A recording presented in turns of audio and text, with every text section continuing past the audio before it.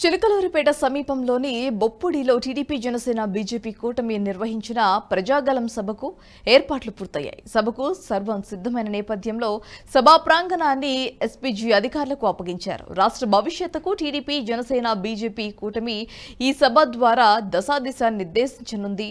ప్రజలు ఎంతో ఉత్కంఠతో ఉన్నారు. ప్రజాగలం సభ ద్వారా మోదీ, చంద్రబాబు, పవన్ ఏమని భరోసా ఇస్తారనే దానిపై సర్వత్రా ఆసక్తి నెలకొంది. రాష్ట్రాన్ని అభివృద్ధి బాటలో నడిపేందుకు మోదీ, చంద్రబాబు, పవన్ కళ్యాణ్ రూట్ మ్యాప్ ప్రకటించే అవకాశం ఉందని భావిస్తున్నారు. ప్రధాని మోదీ భద్రతా సిబ్బంది భారత యువసేన హెలికాప్టర్లపై సభా ప్రాంగణానికి వచ్చి ట్రయల్ రన్ కూడా నిర్వహించారు. సభా ప్రాంగణంలో 5,000 మంది పోలీసులతో విస్తృత స్థాయి బందోబస్తు ఏర్పాట్లు చేశారు. రాష్ట్రం భారీ సంఖ్యలో కూడా ప్రజలు హాజరవుతున్నారన్న అంచనాలతో విస్తృత ఏర్పాట్లు చేశారు. సభా ప్రాంగణంలో నేతల ప్రసంగాలను వీక్షించేందుకు 20 భారీ ఎల్ఈడీ స్క్రీన్స్ ఏర్పాటు చేశారు.